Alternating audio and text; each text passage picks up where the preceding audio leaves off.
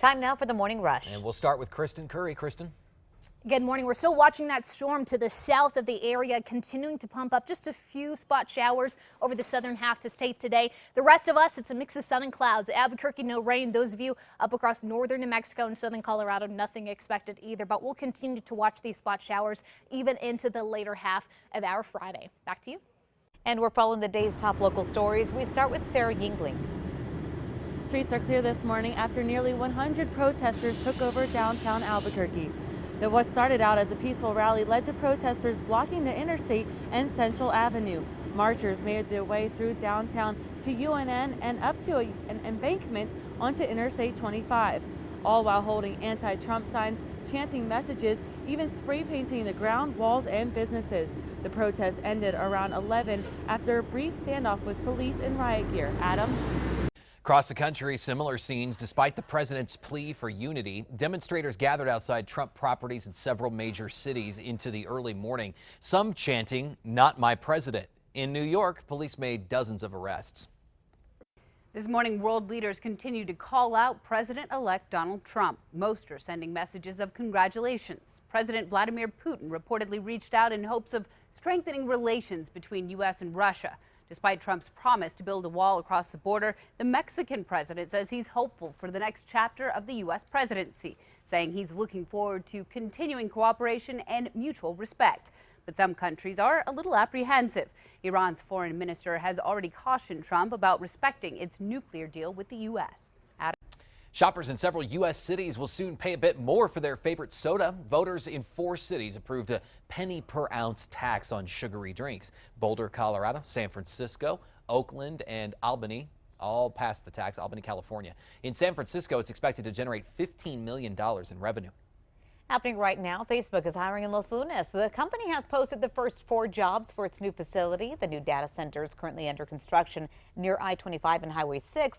The open jobs are site coordinator, regional logistics lead, facility operations manager, and technical operations and shift manager.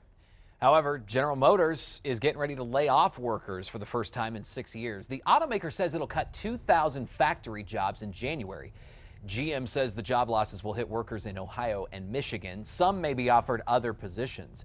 The affected plants make the compact cars. Most small car models have been seeing slumping sales in recent years thanks to low gas prices. Well, it seems that Sandoval County voters are tired of taxes supporting 2 hospitals there. Voters rejected the proposed 8-year extension of the $4.25 mill levy to support Presbyterian Rust and the Sandoval Regional Medical Center. A different story in Bernalillo County, where voters approved the $90 million mill levy for UNM Hospital. A special prosecutor will now decide if a deadly shooting at a medical marijuana compound is a crime. Deputies say Chad Bailey was shot to death in May at the compound near Ruidoso.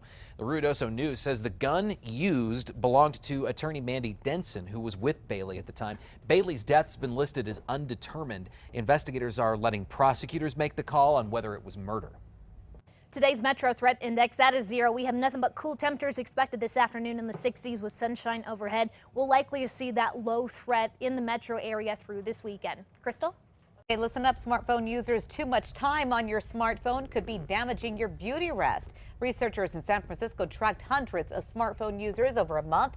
The average screen time was 3.7 minutes per hour. Longer times were associated with poor sleep quality and less sleep overall, especially when phones were used near bedtime. Do you guys have your phones by your bed? Oh, dear. Yep. I'm guilty of that That's for sure. That's our problem then. There it is. As you wake up today, police in Seattle are searching for a gunman who opened fire outside a convenience store last night, injuring 5 people. Police say the shooting happened following an argument of some kind, and the suspect walked away from a group of people, turned around, and fired at the crowd. Seattle police stressed the shooting was not at all connected to an anti-Trump rally that did block traffic nearby. Investigators this morning are looking into how a tram derailed in London, killing at least 7 people, injuring 50 others. The 42-year-old tram driver has been arrested on suspicion of manslaughter. British Transport Police say they're looking into whether he fell asleep. The rail accident investigator said the tram was traveling at a, quote, significantly higher speed than is permitted. On to traffic this morning, 6:53. Let's take a look at what's happening as you head out the door here before 7 a.m. Things are looking clear across the metro. No major incidents to report. If anything does come up, you'll hear it here on KRQE this morning. Looking for a new sport? Construction likely resumes this morning on a new set of new courts. for a popular senior sport. Pickleball is a mix of ping pong, tennis, and badminton. But players at the Manzano Mesa Multi-Generational Center had to share the courts with tennis players. Now the city's building them their own courts, 18 in all. The courts are expected to be ready by April, and you don't have to be a senior citizen to play. It's for everyone. It's for everyone. Does it? It's a good workout. Yeah, a lot of fun, right, Adam? I've only played once or twice. Happening today, another chance to register for this year's Toys for Tots program. The annual program collects new unwrapped toys during October, November, and December. And then U.S. Marines hand them out as Christmas gifts to children in need around the community. After today, there are just 4 more chances to register. To find out where to go and future registration dates, just go to our website, krqe.com. And this month, Moriarty native and San Francisco Giants pitcher Matt Moore is matching donations with his own money to help our veterans. He's teaming up with an organization called Ride to Recovery. It raises funds for PTSD research and treatment programs for vets. The all-star baseball player has promised to match dollar for dollar up to $10,000. All donations made to the program this month. How cool is that? That's neat. I like that. All right, time now for the 5 facts. Start with number 5 this morning. You can help make an annual holiday tradition in Albuquerque the best in the nation. The Twinkle Light Parade is nominated by a panel of travel experts as a contender for the best holiday parade by USA Today. The winner is based on online votes. If you'd like to vote, just go to our website, krqe.com. Number 4 now. This morning, the UNM football team is still trying to find an ultimate Lobo fan who stuck it out during the lengthy rain delay this weekend.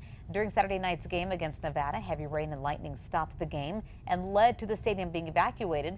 The game resumed 2 hours later around midnight. Then just after 1, UNM won. The Albuquerque Journal captured only one loyal fan in the stands to witness it all. UNM safety Daniel Henry is now looking for that fan to give him some free tickets. That's awesome. At number 3, a cold start, but this afternoon still on the cooler side. We're only looking at a high temperature of about 60, mix of sun and clouds overhead with the possibility of a few more spot showers over southern New Mexico. Number 2 this morning, the assistant Moriarty High School football coach accused of raping students is facing new charges this morning. 24-year-old Damian Hyatt was arrested last month, accused of having a relationship with a high school student, buying 3 female students alcohol, and pressuring them for sex. Now police say there's another victim that he tried to solicit. Number 1 now. This morning, streets in the metro are clear after protesters expressed their outrage over President-elect Donald Trump. It started as a peaceful protest, but quickly grew to nearly 100 protesters blocking I-25 in Central. The protest took over parts of downtown, many holding anti-Trump signs, chanting. Some demonstrators then started spray painting the streets, walls, even some windows at a local restaurant. Business owners will have to clean it up today.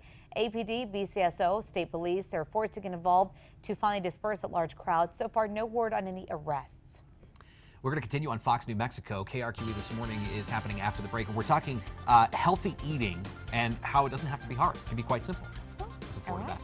See you after the break.